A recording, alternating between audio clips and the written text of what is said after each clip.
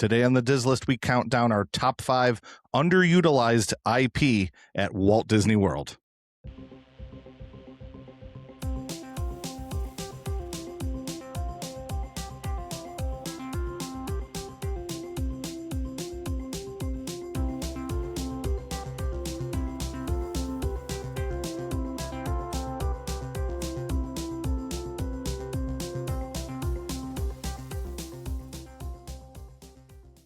Welcome to the Diz List, the podcast that lists everything in Walt Disney World. I'm Nick.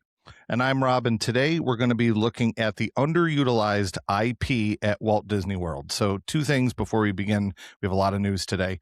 First of all, definition of IP. We have some younger listeners.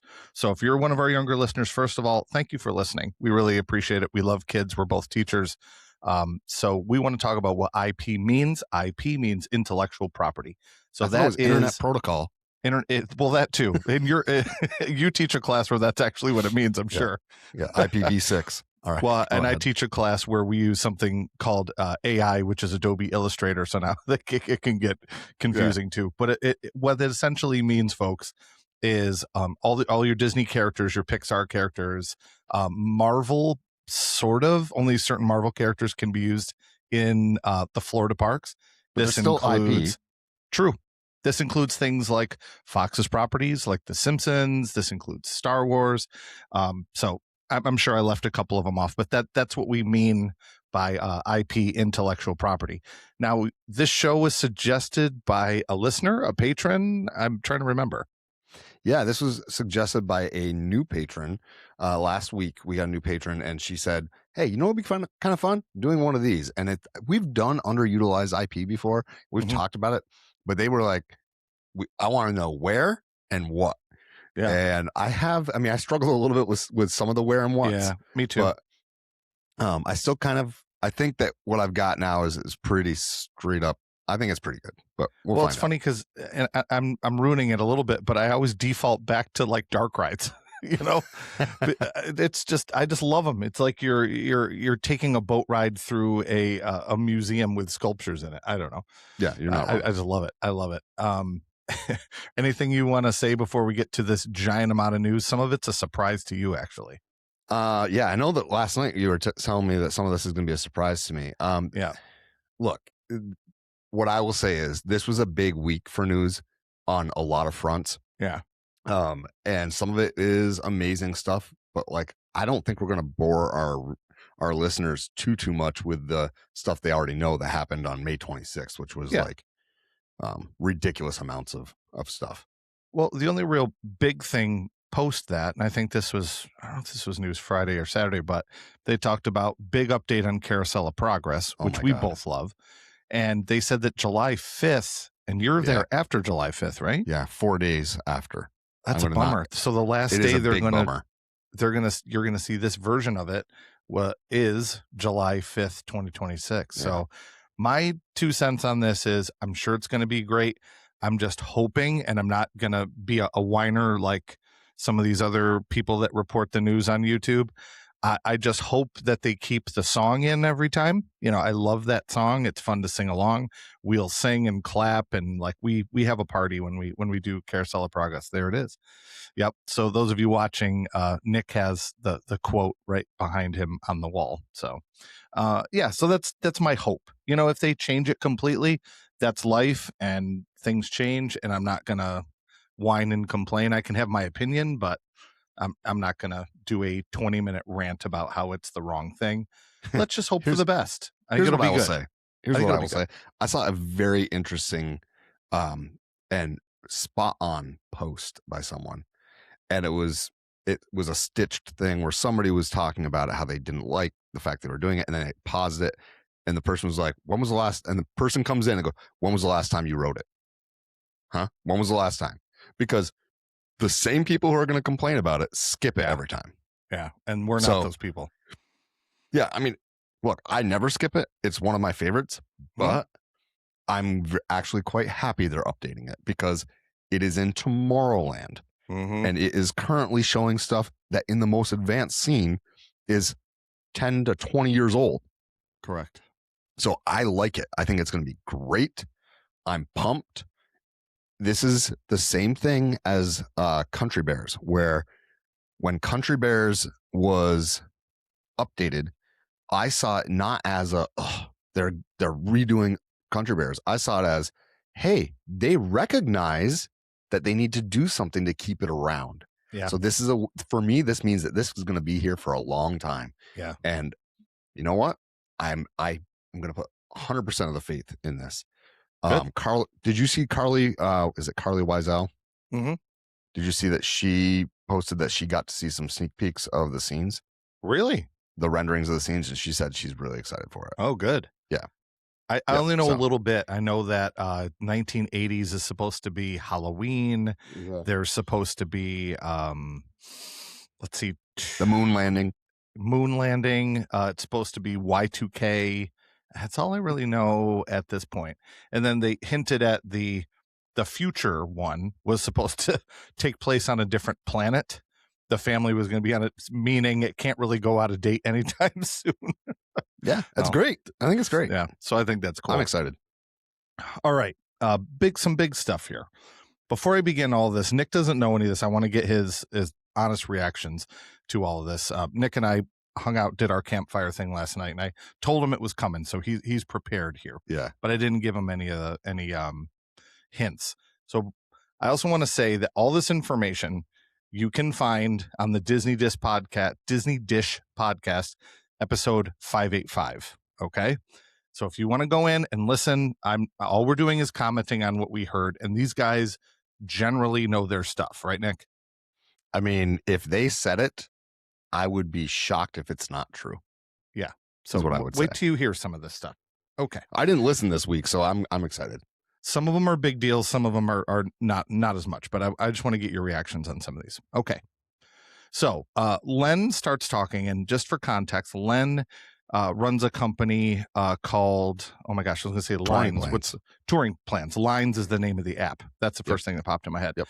And he gets a lot of real data from people like you and I who've used the app, and we say how long it takes to go in the lines. Absolutely. So a listener of their show sent in a survey, and sometimes they go over surveys and what they mean. And in the survey, they asked the person who got the survey from Disney to rate specific attractions, and that he gave a whole list of what these attractions were. So Len says, well, this probably means something. If they're asking you to rate these different attractions, probably means they're looking at making some kind of change. So Len has his own data from polling his listeners it's listeners and it's users of the app. Yeah. Sorry. It's a lot of information I'm trying to process here at once here. So let me get back to it. So he looks at his own results from his website that I would say are pretty accurate. He has quite a few users. Yeah. And he looks at the ratings on these individual rides. So he starts this discussion with Jim. He has the data in front of him, and he says that one of the lowest rated attractions is It's a Small World. Okay. One of the lowest rated. And the footprint of It's a Small World is bigger than PhilharMagic, Peter Pan, and Columbia Harbor House combined. Now, I paused it and I went into Apple Maps, zoomed in, and it's pretty close. If he says it, it's probably true. So there's an area, Hall of Presidents is kind of connected to it, but you and I kind of think that its days are numbered as well for Hall of Presidents. So what he gets to, and I'll get right to the point here, is he says the real estate where It's a Small World sits is a perfect entrance for Villains Land. So if you're watching, and not listening, the minute that Rob says It's a Small World, my face changes. Yeah. No way. Yeah. There's no way. So then they say this. Then they go, well, the original's in Disneyland. If you still want to ride it, if they got rid of this, this is not one where they're letting the cat out of the bag. They just said, if you can go to Disneyland and you can ride that original ride. Okay. Yeah. This was a real discussion by people. There's more coming. So feel free to comment on this. I'm just glad you're saying that they didn't do during this discussion say, do we have to call our lawyers now? Because if it was during this discussion, I would have to have a very serious talk with my daughter. No, but there is one at the end where he does the Okay. we're gonna have to call our lawyers thing. But Oh no. a lot of times Len lets the cat out of the bag, and then Jim is kind of like, oh, hold on. But this There we time go. Jim lets a cat out of the bag here. Okay. So that's one thing. Feel free to go in and get additional details. Nothing major more than that, but you can go back and listen. Again, it's Disney Dish Podcast, episode 585. Here's another one. Then they get onto this topic.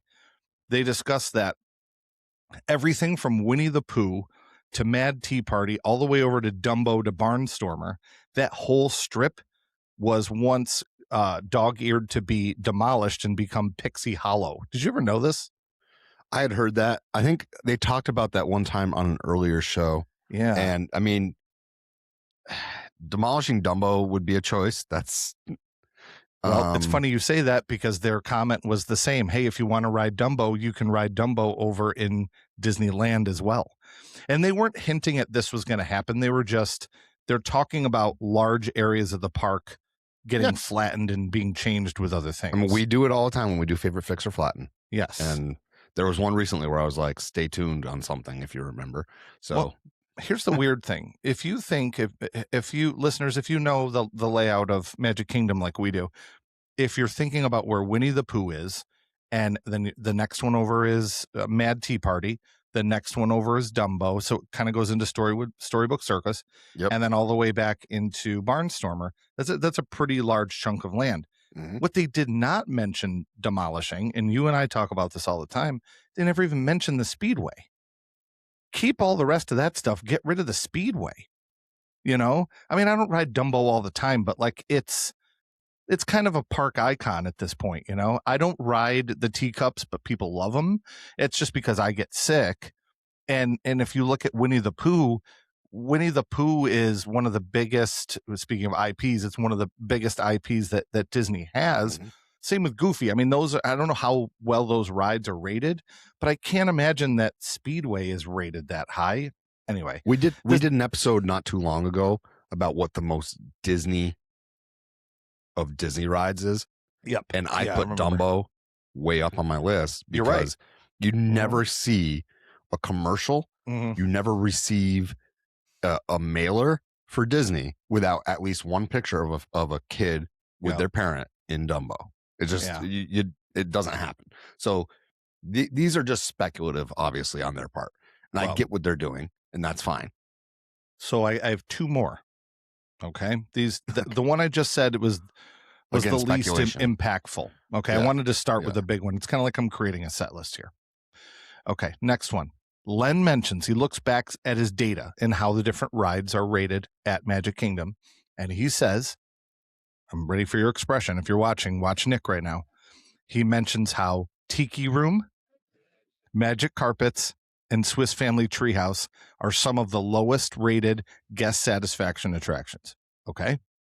Len suggests rerouting Adventureland so that it goes south. That means you're going above Swiss Family, not literally above, but you're going around the opposite way of Swiss Family Treehouse and connect with the Jungle Cruise for that sort of the way that traffic would flow, and leveling all three of those attractions, getting rid of all of them in a row, and then putting something else there. Okay. I'm going to pause you and just rip it off like a Band-Aid if this is where they said they knew something. Yes. Sort of. You want me to get to it now? I'm terrified, Rob. So Jim goes in and says something here, and I'll read it in a second. I want to build up to it a little bit. He doesn't say where. He doesn't say where. No. This came after the whole discussion with, and you can go back and listen. I don't know if they're necessarily connected, but here's what Jim Hill said. And usually Jim Hill is like super paranoid about saying the wrong thing. But the funny thing is, I don't know if this was a mistake or not. I told you this last night. He calls Josh D'Amaro Mr. DeBarro. He doesn't even like correct himself. He goes, well, Mr. DeBarro. I don't know if he did that like on purpose or if he actually goofed up his name. And then he says, you ready? He says that at D23, Mr. DeBarro says we're getting back into the pirate business. He says at D23, Josh D'Amaro is going to make an announcement that we are getting back into the pirate business. The way I read that was there's going to be more things related to the pirates. So again, it kind of was followed up by, I don't know if we should talk about this kind of stuff. And a lot of times when they say that later on, it turns into something. So that's the news. I can see you're definitely cooking a pot of coffee in your brain right now. Isn't that wild? So again, didn't say what was going to go in Adventureland, just that those were the lowest rated rides. Now let's get back to my original point when I started these stories. Listen, they can't. Yeah. I will. No. Listen. I know. I'm so mad. Go ahead. I wanted to hear your thoughts. Hit it. If that happens, and Tiki Land were to go away, you know how we talk about all the time how we would never be that person who throws a fit, who rants for 25 minutes about what swear, costumes they're wearing. I swear to you, if I found that out, I would likely buy tickets, like buy flights. Like we would use, I don't know, some podcast. I don't know what we would use. We would start a GoFundMe. Yeah, like I will get in trouble for using my personal days. So I don't been there. Like that. Okay, I know. I'm just see, you're speechless now. Let me go back to the beginning. I'll let you marinate a little bit. Yeah. So back to the very beginning. What they're looking at is there was a survey that said they were looking at these attractions and giving them, is it relevant? Is it fun? Is it, one of them said, is it offensive or culturally insensitive or something like that? All these ratings that you could give all of these rides, right? So that's when the light bulb went off for Len and said, okay, let's look at the lowest rated attractions and see what they're trying to do here, right?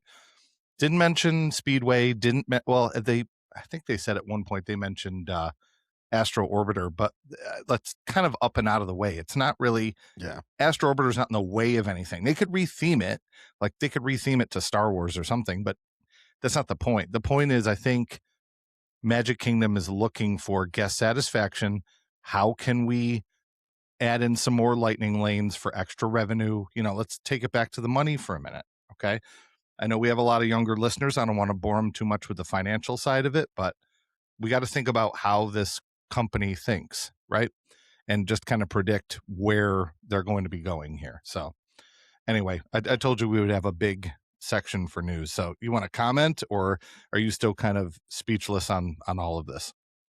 I'm unhappy. Well, we don't know anything yet. They plant seeds and then you see what happens. You see where those seeds grow, I guess. Yeah. Look, if that's the case, and they announce something about pirates, it better be remarkable. Maybe this is because of how well Beacon Barrel is doing, and they want to do something over there. But would they do a pirates show? Park. Would they change? Would they do like Tiki Room into a pirates show? I don't know, dude. I don't know. They could put a pirate ship in, and I hope. I'm going to pause before I even say this.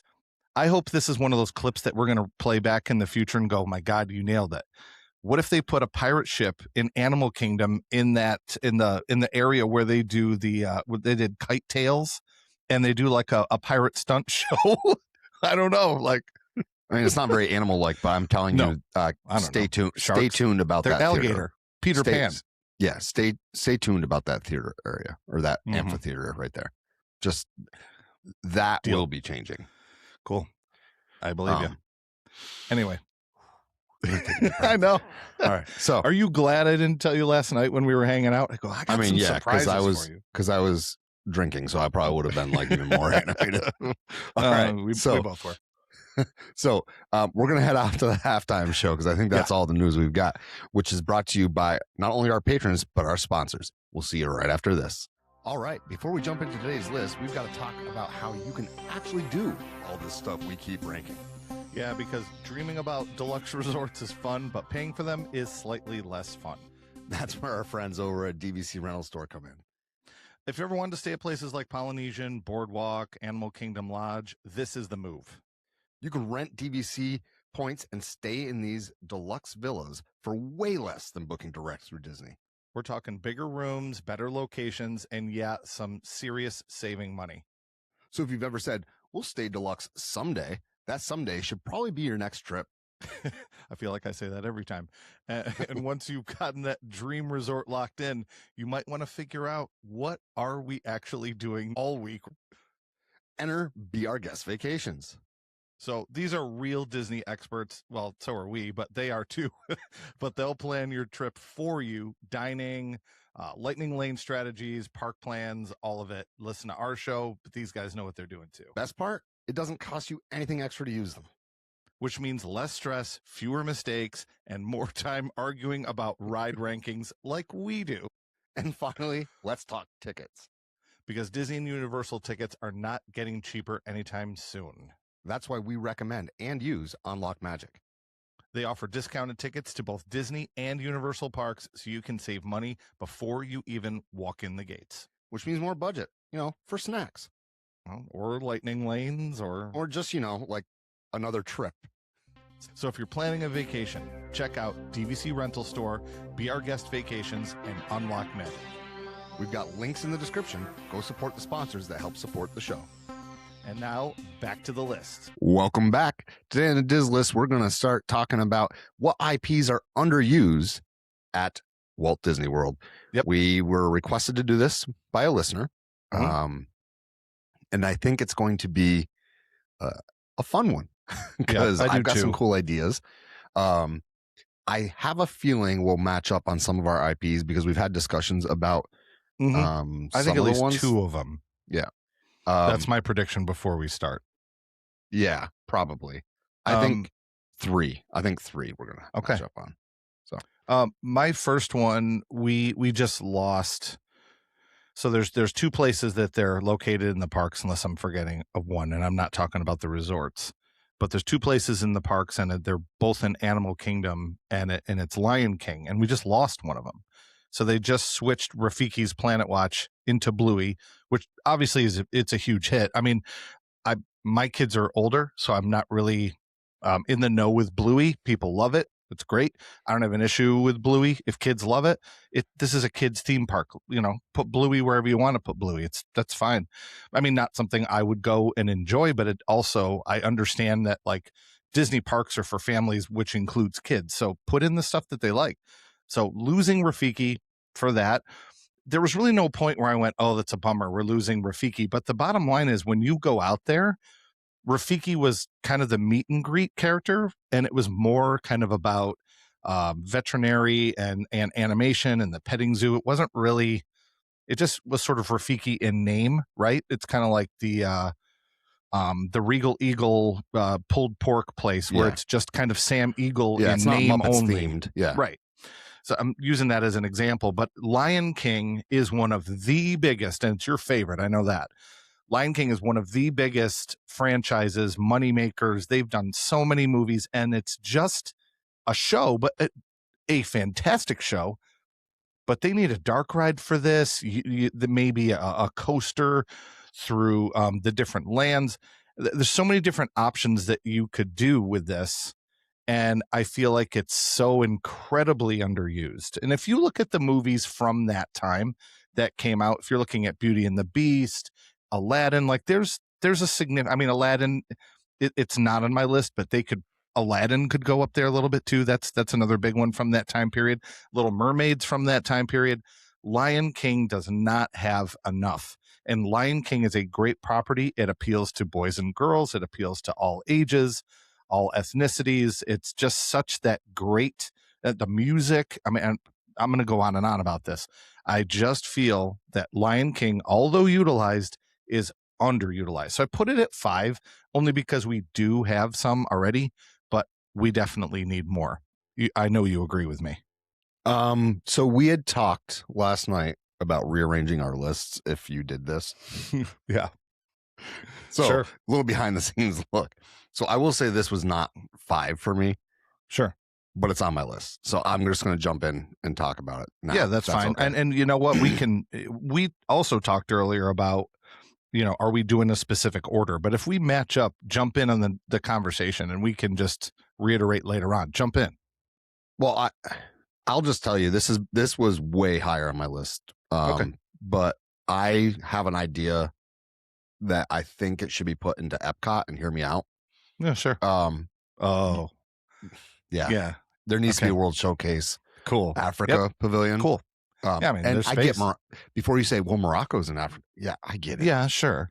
But I'm not. And talking, Africa's not a country, but yeah. Yeah, like there needs to be a pavilion dedicated to certain African nations that would align to the Lion King. And I think a Lion King sort of, I guess, dark ride / thrill ride combo of Simba escaping the stampede would just be a killer. Are they still developing that ride for one of the Euro parks? I believe so. Because I remember seeing concept art and it looked sort of like Tiana's. Yeah, but I don't get that one, to be perfectly honest with you. I think it is just like Tiana's. It's a log flume ride that's themed to the Lion King. But I love that IP. You know that. Full disclosure, this is number 2 for me of things that need to be done. Yeah. So it's way up there. But I think that it should be in Epcot because I desperately want like that part of Africa represented because the food is so stinking good and they can do it so well at Disney. If you don't believe that they can do it well, go over and eat at Animal Kingdom Lodge because trust me, it is the best food DVC resort or any resort, whatever. It's the best food resort I have ever stayed at. I got to try it. It's Rob, I'm telling you, there's plenty of stuff that you can eat, first of all, because there's a lot of gluten-free stuff. It's actually generally pretty healthy. It's just all the flavors aren't coming from like salty, fatty stuff. It's coming from these amazing warming spices. Awesome. It is so remarkable. That whole place, Boma, Sanaa, even the quick service, like everything there is phenomenal. So yeah, so how are we going to do this? So, are you going to do 2 now and then? No, you want to go to your 5, or we're going to reorder?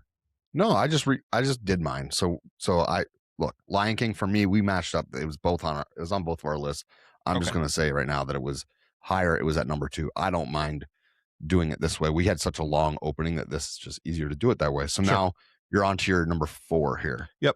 So my number 4, I have lots of different options for, but it's funny that you mentioned Epcot because this would also fit perfectly there. And that is over in the China Pavilion to do more of Mulan. Oh. I think Mulan is one of those that is such a great story, and it's such an empowering story for not, of course, young girls, but really for anybody when you're told you can't do something, and not like stop running in the halls. I mean, like, you cannot be a soldier. You know what I mean? For no real reason that you really want to push and bring it. I just think it's a great story. So I agree with you. I'm going to cut off there. But I mean, there's so many great things you could do. Dark ride. We've talked about doing a dragon roller coaster there, something with Mushu. But the one I want to mention that we really haven't done is maybe some type of like stunt show or some kind of like battle or sword fight. Or some kind of, can you imagine how cool that would be if they had like the soldiers run out and they do kind of a stunt show, sort of like Indiana Jones, only maybe shorter and like a smaller little amphitheater to have some kind of performance. They could sing, Be a Man, which is such a hilarious song, or anything like that. I just think let's bring in another show. There's room. Maybe if you get rid of the, I know people probably won't like this, but if you get, I forgot what's called Wonders of China. Reflections, I believe. Reflections, right. If you were to take that out, maybe put in a little stage and do like a little performance, that might be kind of fun instead of maybe doing a ride. I just think Mulan is one of those movies that kind of came after the rest of those big hit 90s movies, but did really well. And it sort of became more of a cult favorite over time, I think, too.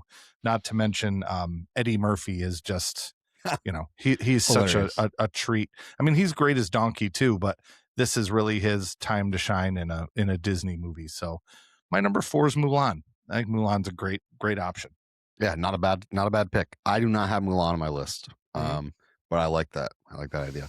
So my lowest rated that we haven't gotten to yet, but my what would have been my number 5 is one I've mentioned before, and I know you've heard me say it, and a lot of people maybe don't think of it as being Disney, which is why I think it needs to go into Hollywood Studios, and that is Chronicles of Narnia. Oh, okay. So they bought that intellectual property. Yeah. I don't know why they didn't finish them. Honestly, I really wish they had. But Chronicles of Narnia would make for a fantastic ride, and specifically a roller coaster type ride through the White Witch's ice castle. So think like a mix between like Matterhorn and Frozen, like a mix of those two things going on. I think that would be really cool. It's just, I loved those movies. I think that they, for some reason, just didn't hit, and I don't know why. I don't know if it was released at a time that the people who read those books as children just weren't going to movies. I don't, or weren't buying them. But I love them. I think they're great. I think they're well done. But yeah, for me, Chronicles of Narnia would be an awesome one. It's something that I guarantee you people were like, I didn't even know that's Disney. And for that reason alone, I think it's clearly underused, not used at all.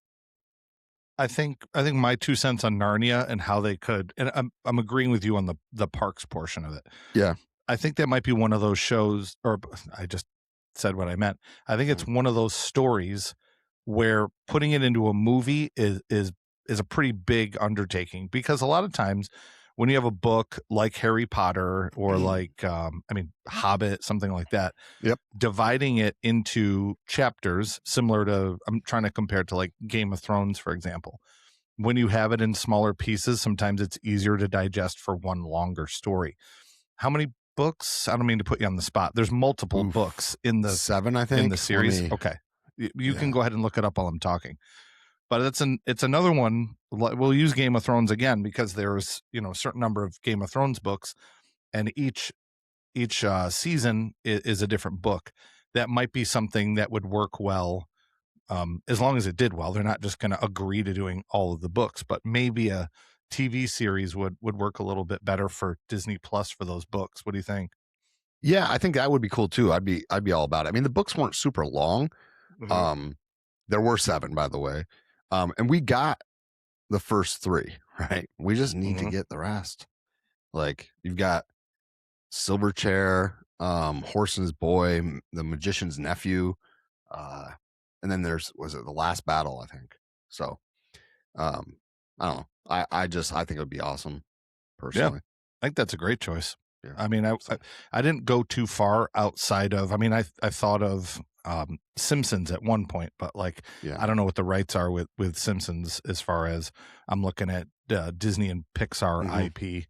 I didn't really go to Marvel, not to give away the rest of my list, but like, I'm not really sure what they can use and what they can. And there's plenty of Star Wars.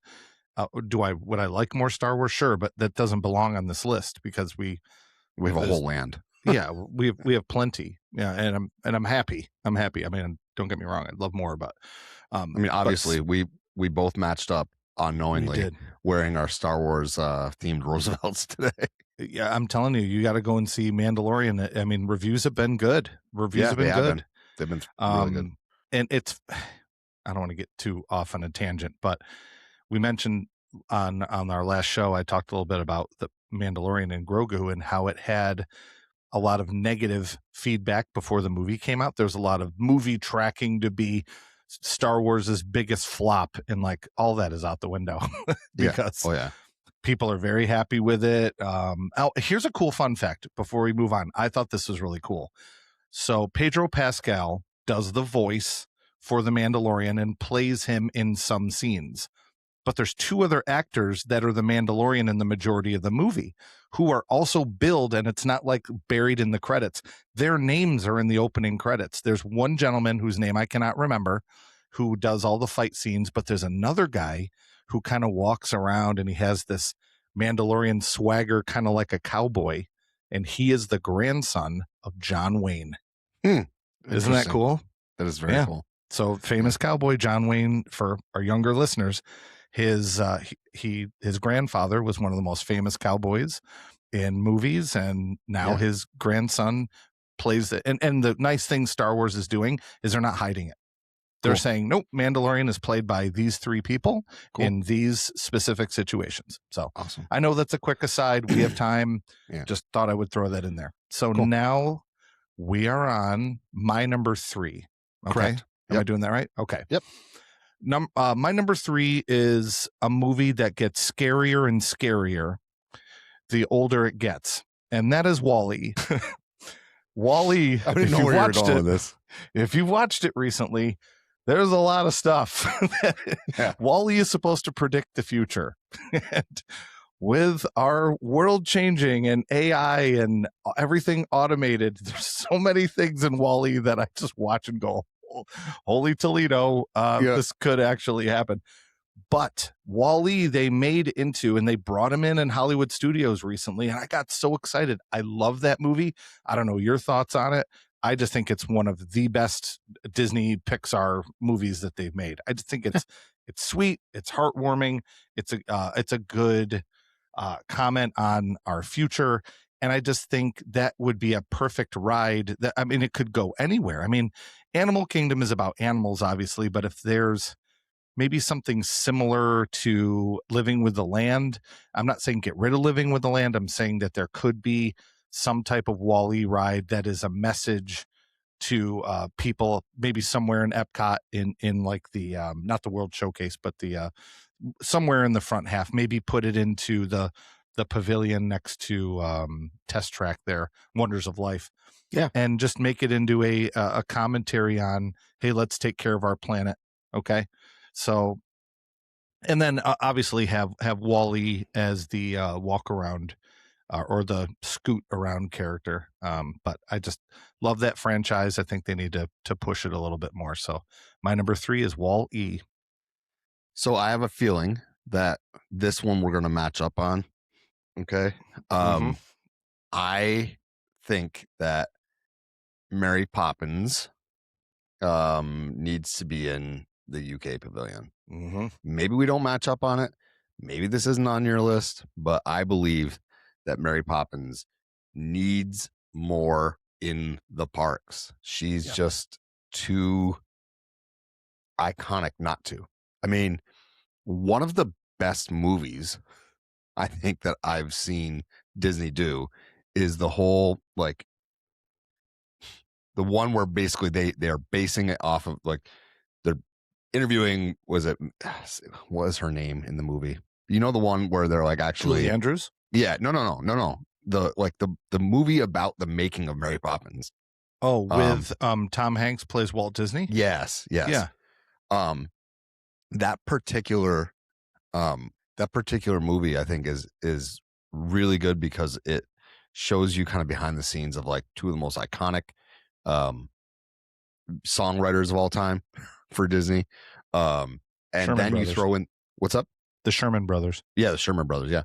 Emma Thompson plays her, and it's Saving Mr. Banks. That's it. I thought so. I was going to say that, and then I was like, Saving Private Ryan. why we have the internet. Yeah, but it's a great movie. You have both versions of Mary Poppins that I think are remarkable. I just think we need to have one. Now, I've already said before what I thought that they should do there. I got a comment, though, and I thought this was an interesting one on one of our episodes that we had talked about, how to put that into the UK. The one we talked about putting rides into the World Showcase, and I mentioned this. The reason I wanted to bring this back up is because of exactly this comment that I was given. Sure.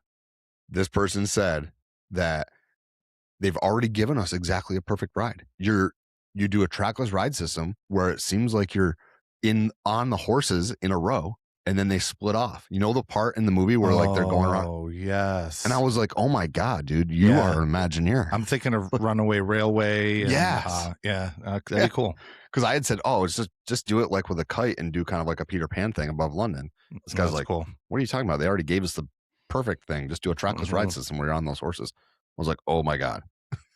So that was from a listener, and I wish I had it in front of me who that was, but I didn't actually have it up in front of me. So, and it's actually the particular app that I would use to pull it up is sometimes a little goofy, as Rob knows, because I was at school one day and it took us like 35 minutes to get to a comment.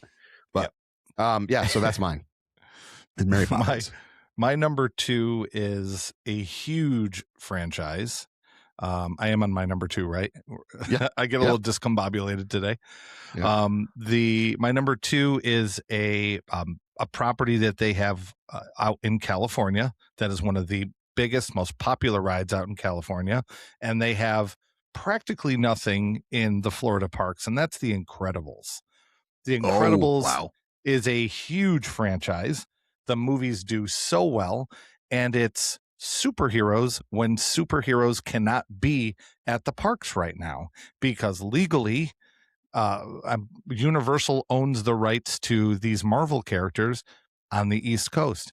So, I mean, I don't know what they're going to do as far as Villains Land and the coaster goes, but if they don't end up doing a copy paste of the Incredicoaster, throw the Incredicoaster out here, or just do like a different track system, or we just need something with the Incredibles more than just they're in a parade at Hollywood Studios. They were for a while. I don't know if they still are. And then they have the characters will kind of come out over in that Pixar Place area, but it's very minimal over there too. Yeah. Yeah. Which is fine. But like, and Frozone, it's very, very minimal. And there needs to be way more of that. You know, it's not just one of the hard parts too with the Marvel characters. It's a lot of men, there's a few women, but the nice thing about Incredibles is it's a mix, and it's good for young boys and girls. Whereas I think a lot of Marvel, it appeals mainly to boys, but again, I'm trying to think of the mindset of families, boys, girls, young, old. I think Incredibles kind of hits that mark. So my number 2 is Incredibles. It's not on my list, but I just got a really cool idea. Replace Indiana Jones with an Incredibles stunt show. Cool. Would be pretty cool. Fun. I agree with you. I cannot believe that I didn't think about the Incredibles on my list at all, but yeah. So my next one here is one that I'm guessing is going to end up being your number 1 based on how this is setting up. Probably. My next one is Inside Out. And so Inside Out needs to be in the parks. Yes. The slam dunk is obvious here. Imagination, the Imagination Pavilion becomes the Emotion Pavilion, or I don't even know what they want to do there. Imagination. I just think it's the Imagination featuring in the Imagination Pavilion featuring Inside Out. Yeah. And Figment's still part of it. Yeah. I mean, it's just a slam dunk. Mm-hmm. You could have an easy, again, we keep going to dark rides, but it's to replace the dark ride that's already there. Mm-hmm.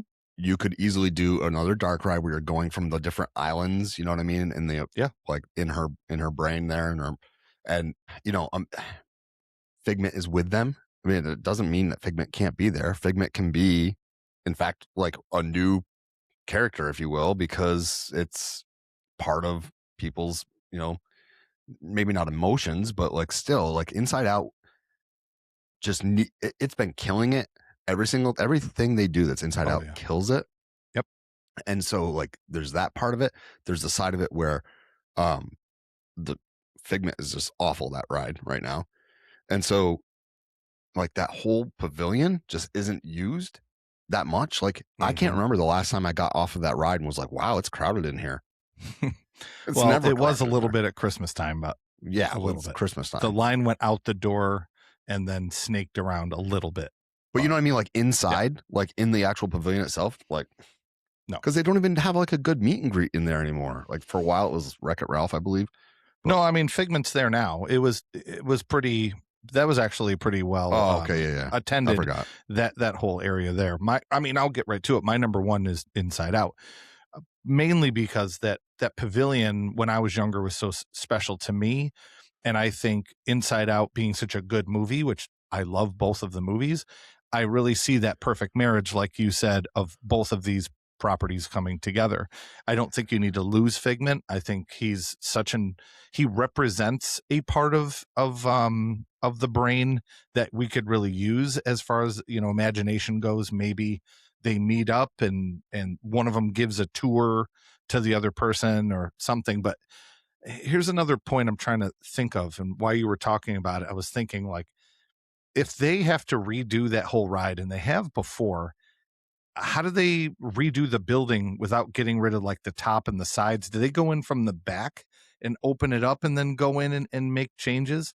Because I would hate to lose that roof, I would hate to lose that. And I don't know. I think overall Inside Out needs to be part of it, but I don't want to lose the building. That's like one of my favorite buildings in all of Epcot. What are your thoughts? I mean, I don't know too much about construction. I mean, I think they probably would have to redo the entire building to do it right. Okay. Well, I shouldn't say the entire building. I think to do it right, they probably would need to at least close that pavilion for an extended period of time. Sure. Doesn't mean they'd have to redo the entire building. They potentially could find a different way to exit the ride so that they could redo that part first. Yeah. And then redo the ride second. Mm-hmm. Or you shut down the ride and like they could do it like in pieces. Mm-hmm. You know what I mean? I do. The other thing is like there's that movie theater in there, right? Off to the side. It used to be Captain EO. That's what I remember. And then Honey, I Shrunk the Audience. And now it's the Pixar Film Festival. Which I like. Festival. Yeah, I like. But like, I don't know how well attended it is. Like to go back into the show opening, what's the ratings on that? Use that area as part of the main ride and just not make it a theater anymore. Yeah, something. Have it a big, open, expansive something that's part of the ride. Or it could be an Inside Out show. Yeah, there could be an exclusive one, just like so many people went to Epcot just to see Michael Jackson's Captain EO movie. Right. I was one of those people. I loved Michael Jackson at that time. He was king of the world. Yep. And you would go to Epcot and the line was crazy just to get in there to see the Captain EO movie. Yeah. Speaking of which, one of the Captain EO animals, it's like a little bear with butterfly wings, is in Mandalorian movie. Huh. Cool. I'll let you find it. Cool. A little Easter egg, huh? Mm-hmm. So at least I think that's what it is. That's what it looked like. I don't have a confirmation on that. I just saw it and go, that's definitely from Captain EO. Okay. Listeners, so I'll move on to my number. Yeah, I'll move on to my number one, which I thought would have shown up for you because we didn't really say it had to be rides, and I thought this would show up for you in a dining situation. My number one is Tangled. And so I thought, because we've had this conversation before, that we both think that it needs to be going everywhere. into that bar. Oh yeah. See, I think this is a situation where, like Incredibles, where it just flew over my head. Yeah. Where it's been my number one before. So you're right. I missed this. So keep going. Mine is not a dining place. You've been to fairs. You've been to smaller regional parks where they have the swings. Do you know what I'm talking about? The swings where you get up and you're like swung around. And so here's what I think it should be. I think it should be a Tangled swing ride where you're swinging from the hair. You're swinging like you're no, seriously, think about it. Oh, yeah. How cool would that be? But the swings are like the hair. Cool. Don't get me wrong, it's a lame ride. Like nobody ever wants to necessarily do it when you're at the fair or at, your regional park, but it's an easy build. You just theme it. And in a place that loves their spinners, here's another like upgraded version of a spinner where there's some thrill to it. It's still okay for kids that are like, I don't know, maybe it's a 40-inch height limit. I don't know what they would go with, 42-inch height limit, whatever they want, and whatever they need. But I really think that would be a pretty good way to bring that into the park somehow. Do I wish it was something else? Probably. Okay. But I think this is more realistic because it doesn't take up a huge footprint. It is something that people would want. to ride just because, it's Tangled. And, you just talked about some places where they want to bulldoze stuff. And some of those places are kind of close to the Tangled bathrooms. Yeah. So we said that in the first half of the show. Exactly. So, yeah. But that's my list. So I had a couple other things that I just wanted to throw out there. Coco, we've talked about before. There's so many times they've mentioned Coco somehow being connected to the Mexico Pavilion, but it doesn't have to. It can go lots of different places. Mm-hmm. Another one that I thought would fit really well is we have Zootopia show inside the Tree of Life, which is great. And obviously we have Zootopia as an option, but I'm going to look at that the same way I'm looking at Lion King, where Zootopia is a giant franchise now. And over in Shanghai, they have the Zootopia ride, the indoor dark ride. I think it's a trackless ride. But that's an easy copy paste that we could put in a number of different parks. It doesn't even have to be in Animal Kingdom or have two in Animal Kingdom. I mean, look at the way they have Star Wars in Hollywood Studios. There's more than one area. Why not do another Zootopia? It's a copy paste. It's easy. And that ride looks like it's a lot of fun too. And my wife wanted me to mention this one. She loves Brave. I know you do too. It's one of your favorites. Actually, I said last night how scary that movie. I made the joke about how Wall-E was scary. This one actually has a pretty scary part with, and more dude. Your son knew the name, right away. I thought, Brave, there's a meet and greet with Merida, but that would be a great ride too. Could be another great live action remake also. It could be for a ride. It could be doing almost like a Space Ranger spin sort of thing, but with archery.